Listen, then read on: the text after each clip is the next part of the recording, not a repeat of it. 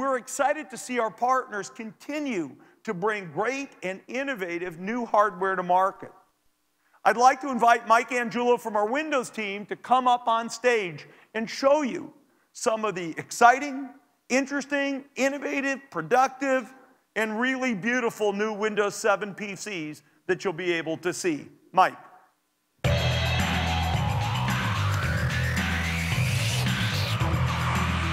Hi, I'm Mike Anjiulo, and I've got a few things to show you tonight. I'm going to start with some of the work that our partners have done on Windows 7, show you the new version of Surface, and then a little glimpse into a technology preview of what's coming next. So here are some new Windows 7 PCs, and I'm going to kind of walk through each one and tell you what's cool about them. The first one, this is about Intel's new announcement. They just announced their new generation, their second generation of their core processors. It was codenamed Sandy Bridge. And what Intel did was combine a multi-core CPU and GPU onto a single chip. And that increases your graphics performance and decreases the amount of power it takes at the same time. PC World says that this gets 20 times more graphics performance than previous generation CPUs. And HP is going to put the new Core i7 into this notebook and expects to get 6.5 hours of battery life out of a standard 6-cell battery, which is pretty impressive.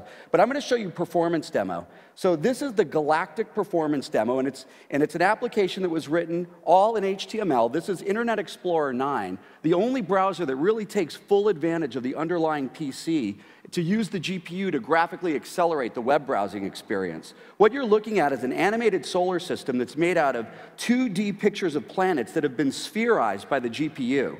It's really calculation intensive. You can see I'm getting 36, almost 40 frames a second on a mobile PC. A year ago, this was completely impossible. Here's another example. This PC is using the new processor from AMD. They just announced it. It's called Fusion. It's a multi-core CPU, a discrete quality DX11 level GPU, and a Northbridge, all put together onto a single die.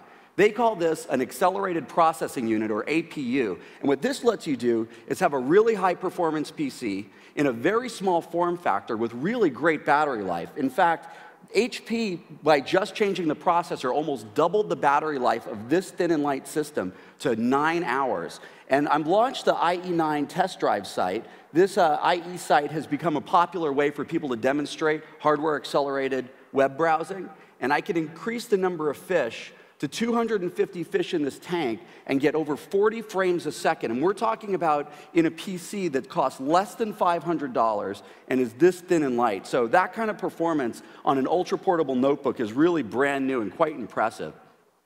And while processors continue to get more powerful and more efficient, our partners continue to invent really cool new modern form factors for the PC. So here's an example. This one is from Acer, and this is a dual screen PC. So you can see I have two 14-inch touch screens here. Is that cool? You like that one? It looks really cool from here, too. And what's neat is you not only have a lot of room for browsing, but I can take 10 fingers, put 10 fingers down on the screen, and immediately get a software keyboard that comes built in. Go ahead.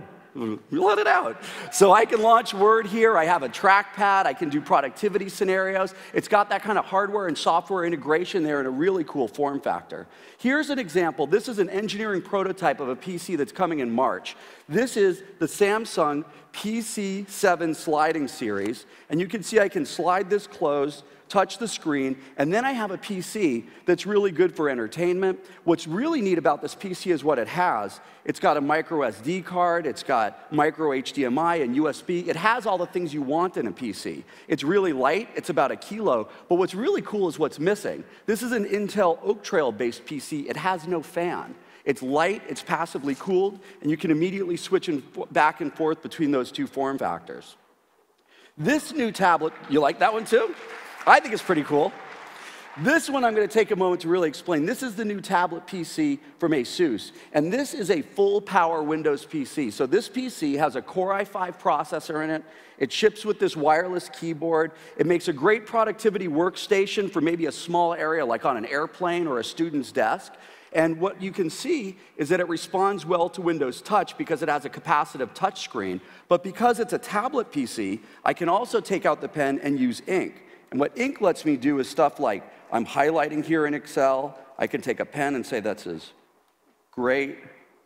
I can take an eraser, I can erase. And one of the cool things about ink and tablet PC is that tablet PC has handwriting recognition in 26 languages. And you can see this. When I have the pen down on the screen, can you see how my hand is not moving the spreadsheet around? This is one of the reasons that it's hard to do ink on touch-only devices, and why tablet PCs are so good for ink is because it's implementing palm rejection here. It actually knows what my hand is and knows what the pen is and doesn't get the two confused. Here's a touch-only game that I can launch, and you can see the characters following me around the screen. But what I want to show you here is the screen itself. This screen is really bright.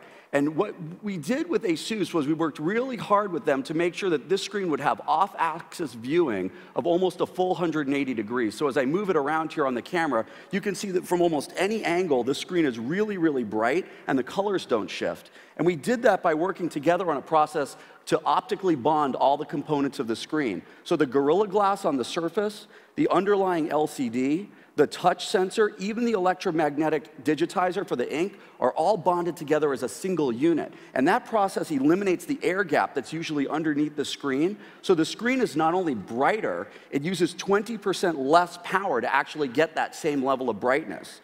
You can order these PCs starting right now. The page just went live on Amazon.com and the Microsoft Store, and I think they're going to be pretty popular.